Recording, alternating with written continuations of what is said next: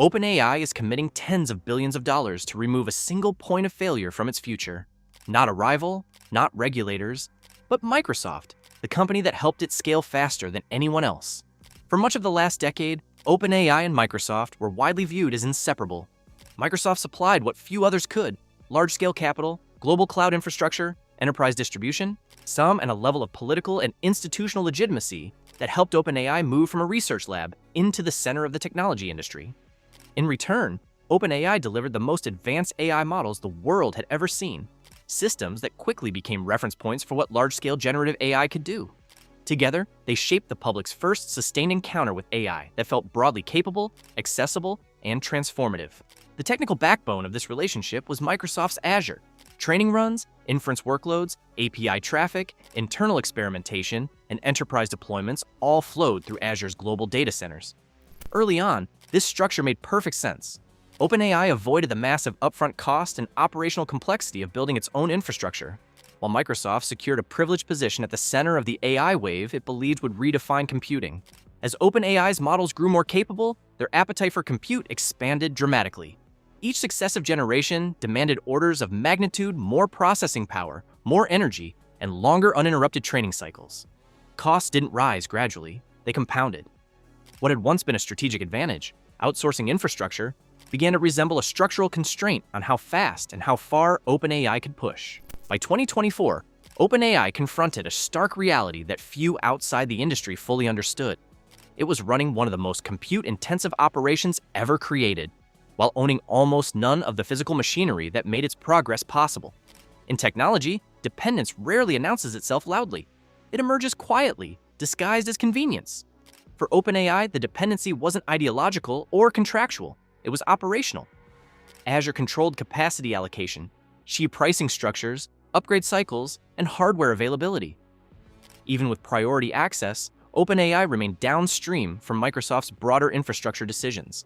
This matters because frontier AI development is unforgiving. Training schedules are rigid, interruptions are costly, delays can invalidate months of research. When infrastructure decisions are made externally, even a trusted partner becomes a variable you cannot fully control. Over time, this reshaped internal planning. Model timelines had to align not just with research readiness, but with cloud availability. Scaling decisions were influenced by infrastructure economics rather than purely technical ambition. These are subtle pressures, but they accumulate. At a certain scale, OpenAI wasn't just building models on Azure, it was adapting its future to Azure. The global AI boom created an unprecedented demand shock for advanced computing hardware. The high-end accelerators became the most sought-after industrial components on the planet. The supply chain could not keep up. At the center of this bottleneck sat NVIDIA, whose GPUs power the vast majority of modern AI workloads.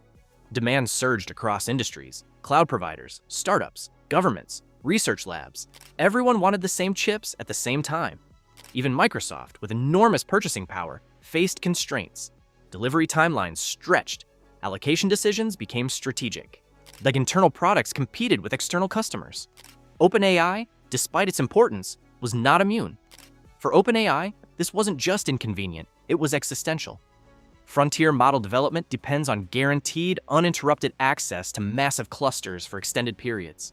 You can't pause a training run halfway through because capacity shifted elsewhere. This was the moment when renting compute stopped being merely expensive and started being dangerous. Cloud infrastructure excels at elasticity. Spin resources up, spin them down, pay for what you use. That model works beautifully for startups, enterprises, and even large-scale consumer platforms. But frontier AI breaks that logic. Training large models requires sustained, predictable access to hardware operating at near full utilization for months. Inference at global scale demands consistent throughput, low latency, and extreme energy efficiency. Under these conditions, cloud pricing becomes volatile, and margins erode quickly. For OpenAI, every efficiency loss multiplied across billions of tokens. Every architectural compromise rippled through deployment costs. Over time, infrastructure decisions began influencing product strategy, not the other way around. That inversion is unacceptable for a company whose mission depends on pushing boundaries rather than negotiating constraints. This is why OpenAI's move into custom chip development matters so much. In 2024, reporting confirmed that OpenAI was actively designing its own AI accelerators. This wasn't a vanity project or a hedge. It was a direct response to structural risk. Custom chips allow OpenAI to tailor hardware specifically to its workloads. They can eliminate inefficiencies built into general-purpose GPUs, optimize memory access patterns, and reduce energy consumption per operation. At scale, these gains are transformative. More importantly, custom silicon changes bargaining power. Instead of competing for the same hardware as everyone else, OpenAI can secure dedicated manufacturing capacity aligned with its roadmap. That roadmap no longer needs to wait for the market. To do this, OpenAI explored manufacturing through TSMC, it's the world's most advanced chip producer. This placed OpenAI in a category traditionally occupied by hardware giants. Companies that understand long-term dominance requires ownership of the physical layer. Once you control the chip, you control the pace. Owning silicon solves only part of the equation. Chips still need power, cooling, networking, and physical space. AI data centers are not conventional facilities. They draw immense amounts of electricity, generate extreme heat, and require specialized layouts to sustain continuous operation. Relying solely on third-party cloud providers for this layer reintroduces dependency. OpenAI recognized that true independence required control over the entire execution environment. That realization led directly to Stargate. In 2025, OpenAI announced Stargate, a massive AI-focused data center initiative in the United States. Backed by partners including SoftBank and Oracle, Stargate represents one of the largest infrastructure bets ever made by an AI organization. This was not a single facility or a short-term expansion. Stargate is a multi-site, multi-year effort designed specifically for training and running frontier AI models. These data centers are optimized from the ground up for high-density compute, advanced cooling, and sustained workloads that run for months without interruption. Critically, this infrastructure is not owned or controlled by Microsoft. That alone marks a fundamental shift in OpenAI's posture. Owning infrastructure does more than lower operating costs. It fundamentally reshapes strategic posture. With its own data centers, OpenAI can plan capacity years ahead instead of reacting to short-term availability. Hardware upgrades can be synchronized with new model releases, rather than delayed by external roadmaps. Facilities can be designed around future AI architectures, power density, and cooling requirements, instead of forcing next-generation systems into legacy environments. Most importantly, infrastructure ownership removes external veto points. No partner has to sign off on expansion timelines. No shared capacity needs to be renegotiated when priorities shift. OpenAI controls its own ceiling, how fast it can scale, how large its models can become, and how aggressively it can push forward. This doesn't mean collaboration disappears. Microsoft remains a major partner, and Azure continues to play a meaningful role. But the balance of power has changed. OpenAI now has options, and in this industry, options are leverage. Publicly, nothing dramatic has happened. There was no announcement of a split, no termination of agreements, no hostile language. But structural change doesn't need spectacle. OpenAI is methodically reducing single-vendor dependence. It is building parallel capabilities so that no single company controls its fate. This is how independence is achieved in practice, not through rupture, but through redundancy. Microsoft is still deeply embedded in OpenAI's ecosystem, but it is no longer the sole gatekeeper of OpenAI's growth. That distinction changes everything. This strategy reflects the priorities of Sam Altman. Altman has repeatedly emphasized that the future of AI is constrained by physical resources rather than ideas. Algorithms can improve rapidly. Compute cannot appear overnight. He has spoken publicly about energy production, semiconductor manufacturing, and the need for massive capital investment to sustain AI progress. These concerns place OpenAI's strategy in a broader context. The company is not just reacting to Microsoft. It is preparing for a world where AI demand strains global infrastructure. Under Altman, OpenAI has evolved from a research lab into a vertically integrated AI organization. Models, through chips, data centers, and partnerships are now treated as a single system. This integration reduces risk and accelerates execution. From the outside, OpenAI's push for greater independence might appear to threaten Microsoft. But Microsoft's position is far more nuanced than that. Over the past several years, Microsoft has deeply embedded OpenAI's models across both its enterprise and consumer product lines, from productivity software to developer tools. That integration creates durable value that does not disappear simply because some workloads run outside Microsoft-owned infrastructure. The strategic benefit lies in access to the models themselves and the ecosystems built around them, not in owning every server they touch. At the same time, Microsoft understands the risks of tightly constraining a partner pursuing technology with global implications. Overdependence can breed friction, slow innovation, and ultimately weaken the partnership for both sides. By giving OpenAI room to expand its own infrastructure footprint, Microsoft reduces the likelihood of conflict while preserving long-term alignment. This moment is best understood not as a loss, but as a recalibration.